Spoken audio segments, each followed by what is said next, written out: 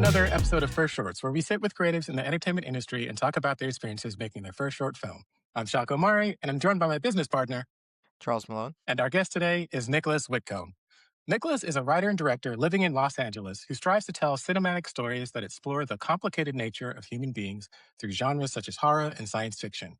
He got his start as a production assistant on indie film sets in LA and worked for several years as a director of content for an entertainment media outlet where he honed his creative skills for storytelling and video production. He is always open to collaborating with passionate and like-minded individuals with a love of film. Welcome, Nicholas. Hey guys, glad to be here. Yeah, Thanks for joining us. Yeah. To kick it off a little bit, if you don't mind telling us, what we're about to look at, how you got involved with this. Are you the writer, director, producer of it? Yeah, so what we're about to watch is a found footage horror shorts. I directed it and kind of, I guess, co-created the storyline with my friend.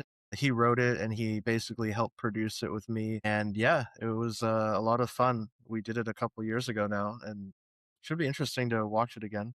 Nice. And what drew you to this project or this story? So funny enough, at the time I was doing rideshare myself and Uber Eats, DoorDash, that kind of stuff, just kind of on the side for some extra cash. And my friend actually ended up doing it full time during the production of the film and then afterwards. So both of us were kind of like, we had a lot of, I guess, knowledge of rideshare and delivery and stuff like that. And I kind of pitched to him the idea of doing a short film. I've always been interested in getting into film, screenwriting and stuff like that. And, I was coming up on 30 years old and there's a time and place for doing this sort of thing. And, if I just keep waiting for the right moment, it's never going to happen. You gotta just do it. You gotta just put yourself out there and do it. So I told my friend, like, hey, why don't we just try making a short film? No budget, no pressure, really. Just see if we can do something cool. And that's sort of where the genesis of the idea happened. It all came together pretty fast. I think we wrote the script in a week or two, and then we started looking for actors and stuff. So yeah, it was a quick process. Wow. I mean, you kind of like answered one of my questions there already. Okay. And as Shaka's getting ready to cue this up, did you go to film school? So yeah, I never went to film school, just sort of self-taught. Been a avid fan of films and stuff, always watch the documentaries and stuff like that, the behind the scenes stuff. I love that stuff. So, I'm also another filmmaker who didn't go to film school, so I get it. You just Tarantino it, movies and making stuff. Yeah, exactly. Right. I'm going to go ahead and start. I love that aspect of just getting out there and doing it. I think that's probably one of the biggest things as an indie filmmaker is not waiting until everything is perfect, quote unquote, but just doing it. So you said you didn't do this with any budget. So was this just gathering a lot of friends? Did you actually go through a casting process?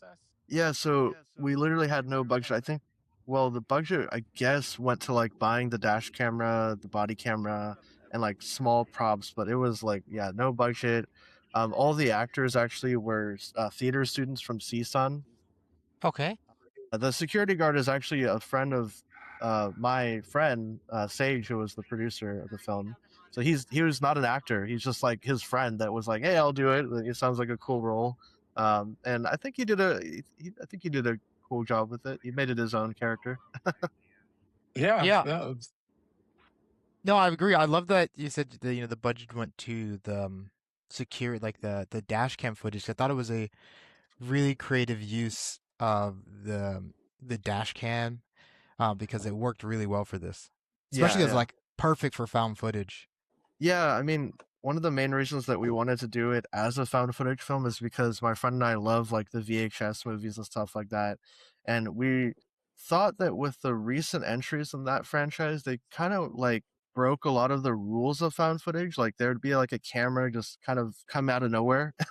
It's like why are people filming this? Like where's the camera here? So we really wanted to adhere to the rules of found footage. There seems to be no one around. Yeah, I know Shaka's not a big fan of found footage films or horror, but I am. Yeah, this I will say I am I am a scaredy cat when it comes to this, so Yeah. I did watch this during the day.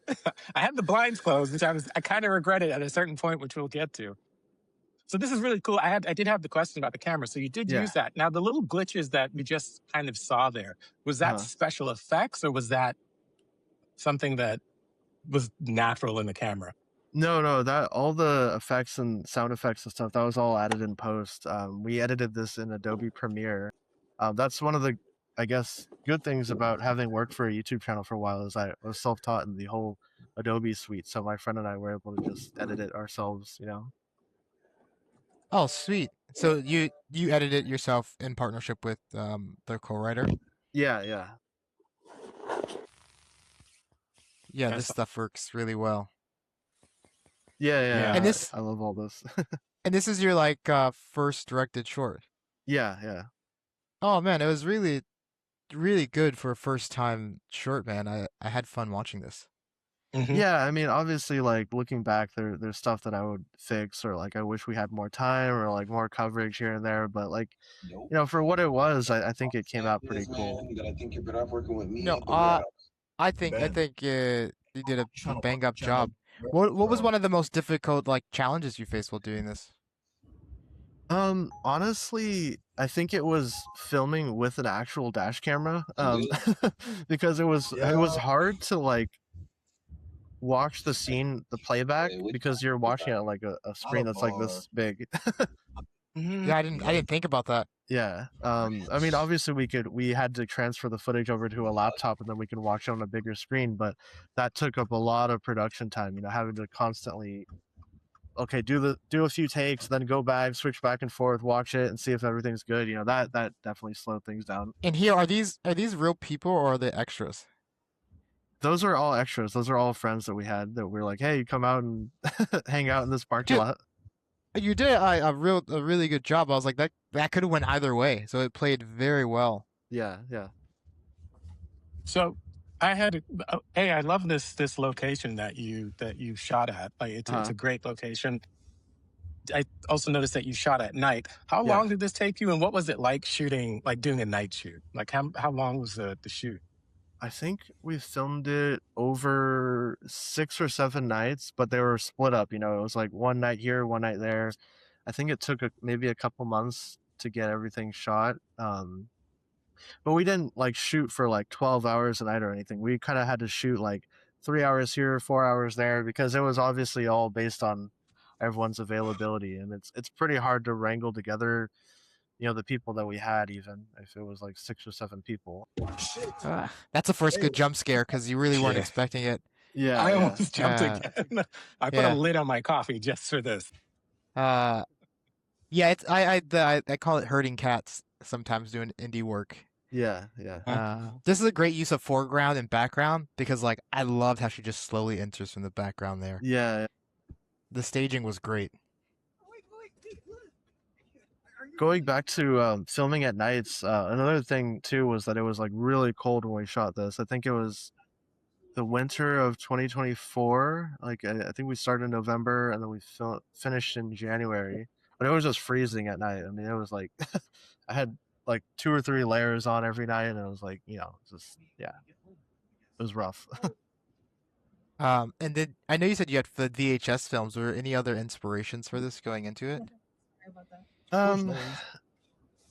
None that I can really think of directly. Yeah, just sort of like an amalgam of all the found footage movies, I guess. Blair Witch, you know, all that kind of stuff. Yeah. Creep. Yeah. Yeah, exactly. Yeah, I had no idea of any of those. I mean, like I know of them. I'm not Yeah. watched. Gotcha. Another thing cool with the dash camera footage is we really lucked out with the infrared effect that it does, because that was all within the camera. We didn't have to do anything effect-wise for that. Oh, it was a little happy Okay. accident. Yeah, exactly. I was going to ask that question, so thanks, because I love this, the way that this 20 minutes. it gives it a creep factor already without Yeah. even though you know that I guess something creepy is going to happen. This here just gives it a Yeah. Yeah. yeah. Hey. It just makes this even creepier. And a lot of what the else? actors too, Yeah, I was Yeah. gonna say a lot of the actors, this is their first short too. Like this is the first thing they ever done. So All right now, Okay. I love that. I'll tell you right now, I text Charles when I was watching this, and I was Yeah. like, nope, I'd have tucked and rolled out of the car at this point. Yeah. okay, chill the fuck out. I'm about to pull over right now. And so was all the audio also picked up through the dash cam? I'm pulling over. No, we had an external microphone in the car because otherwise it would have been like really grainy and stuff. Oh, that's okay. That was one of my questions. Like, were they lobbed up, or like, how did you get the audio? Yeah, we just planted a little microphone, I think in like the center console area. Yeah. Yeah, this is great. I love this.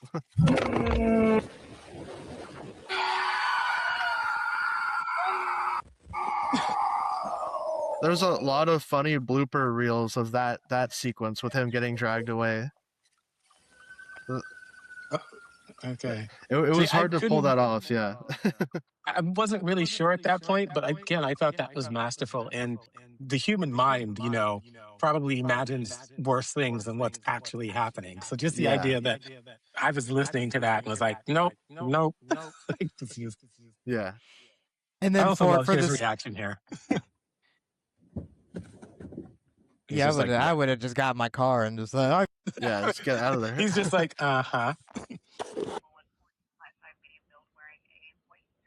yeah, I really love your use of the dash cams. hmm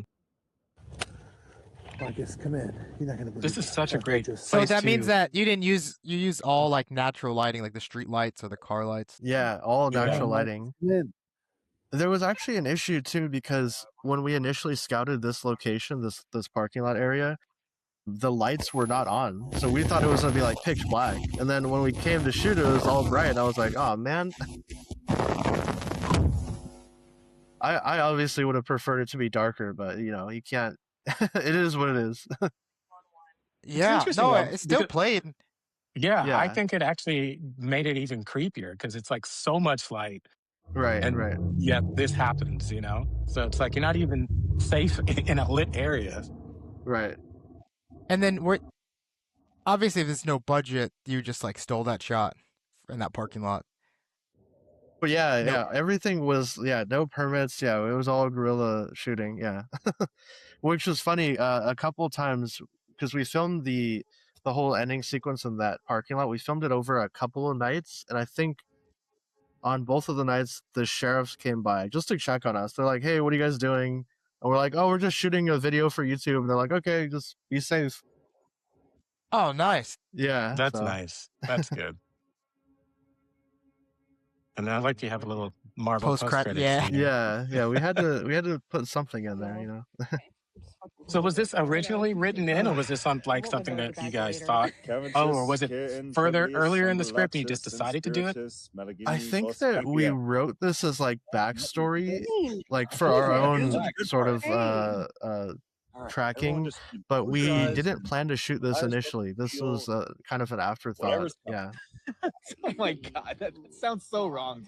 Can we just go already? Hey, don't worry. We've done this with friends before, okay? Yeah, it's gonna be fine, babe. Don't worry. Guys, just shut up so he can say his thing. Again, Okay, great okay. use of using the candlelight here. Yeah. And we had to like really juice up those candles too, like really burn the wax on them to make them look cool. Took a long time. Yeah, for like the no budget short, man, this is like really well executed. Yeah. And that was just my friend, the producer, in that mask, just as the guy, the demon at the end there.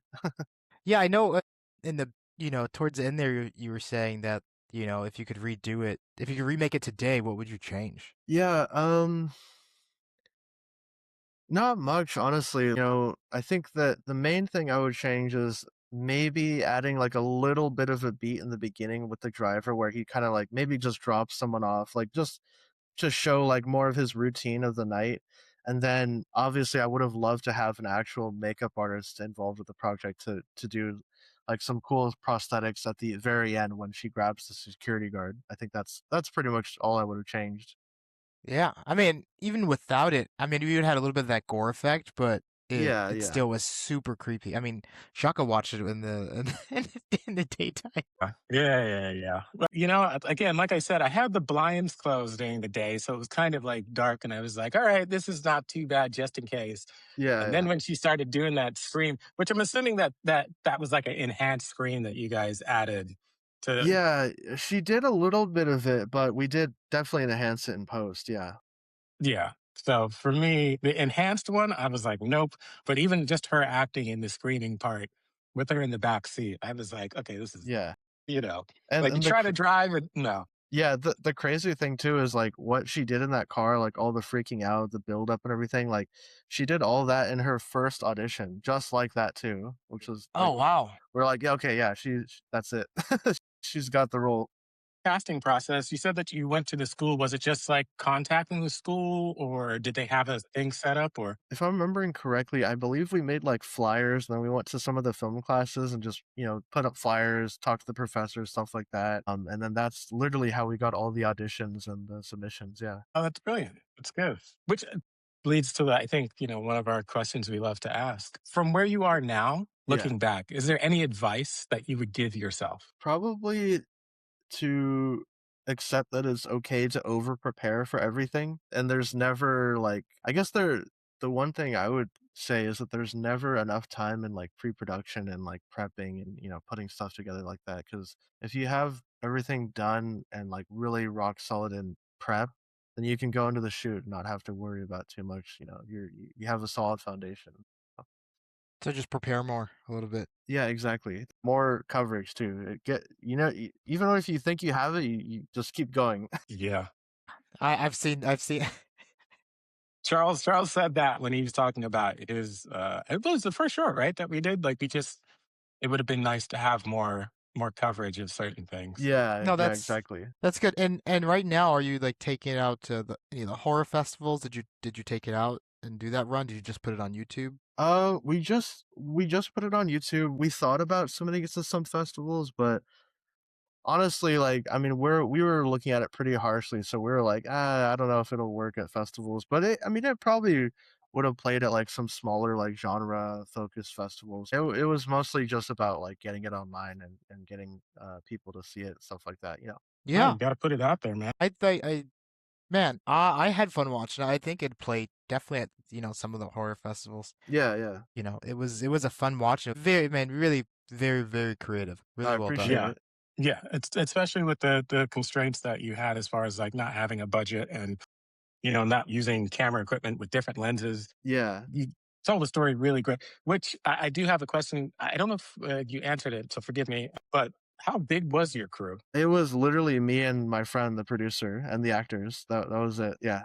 There was no crew. Yeah. All Yeah. hands on deck. Yeah, exactly. It's the Robert Rodriguez, like, use what you have Yeah. to the, Yeah. yeah. Which is Yeah. cool and also an issue, because like it's cool because there's nobody to like breathe down your neck or like talk to, but it's an issue because you have to wear every hat and you can't really focus on one thing. I would have loved Mhm. to just have to worry about the actor's performance and how everything looks, then also have to like look at the camera and like make sure the sound is right, and like that stuff is, yeah, it just became a headache for sure. Yep. Yeah. Yep. We have been there. Yeah, which is why filmmaking is definitely a collaborative medium. If anyone is like, oh, I can one man band it, I mean, maybe you can, but I think it's definitely better to expand your network and work with other people. Couldn't agree more, man. And with it just being the two of you, I can't say it Mhm. enough. It was really well done. I once did the one man band thing, and much Yeah. like yourself, man, wearing those hats, it's not Yeah.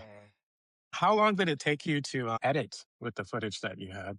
Yeah, the Because editing I'm assuming process. you said that you edited yourself. It was just you and your friend. Yeah. I think it was roughly a month, but again, like we were kind of he lived maybe 15 minutes away, so it was kind of like whenever we could find time to edit it, we would work on it a couple hours here, a couple hours there. We would talk over Discord to do it remotely too and stuff like that. So yeah, it was maybe a month we had like a pretty solid cut, and then obviously we screened it to friends to show it and say like what's working here, what could be fixed. There was a longer version of the movie, obviously, and we had to cut things back because we wanted to get it to a point where the pacing was good, didn't drag and stuff like that. We wanted to kind of, I mean, even though the action doesn't really start until like halfway in, we still wanted, it was definitely longer than that. We had to trim it back.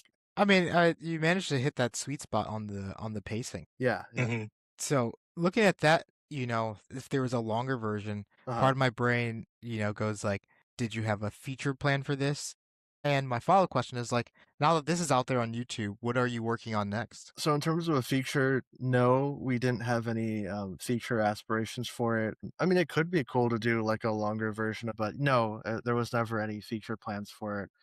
In terms of what I'm working on now, there's a lot of things actually. I'm writing a feature, prepping another short that was actually supposed to shoot last month, but the location fell through at like the last second. It was like right at the finish line where we were supposed to start, and they're like, nope, we can't shoot there. So we're like, oh well, we have to wait on that. But never want to rush things. When the time is right, we can wait. Yeah, hoping to shoot it by the summer, maybe June or so.